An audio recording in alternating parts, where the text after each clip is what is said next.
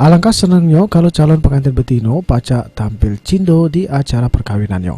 Oleh karena itu, banyak yang perlu disiap ke pacak baju pengantin yang cindo, rai yang bersih dan terawat, sama make up yang menarik. Tidak lupa calon pengantin juga harus meraih tangan sama sikilnya dengan henna atau pacar. Ya, henna atau pacar ini memang zaman bingen sudah disenangi oleh kaum betino, khususnya calon pengantin. Henna punya warna khas pecah abang maron, coklat, sama jingga yang juga menjadi sebuah ritual wajib bagi calon pengantin betino sebelum perkawinan.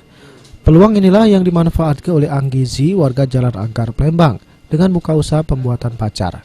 Usaha pembuatan henna ini sudah ada sejak tahun 2009. Anggi ngaku awal mulanya ada keluarganya yang nak nikah tapi saro nak berhenna, sehingga muat henna dewek. Anggi, gadis yang baru berumur 25 tahun ini, ngaku sekali masang henna biayanya 500.000 sampai Rp1.000.000 tergantung motifnya. Usaha ini berjalan? Usahanya dari tahun 2009. Dari 2009 sampai sini. Dari bagaimana ceritanya, Mbak? Ceritanya sih hobi, karena memang hobi. Jadi kita coba-coba. Kalau dulu awal pertama kali sih karena ada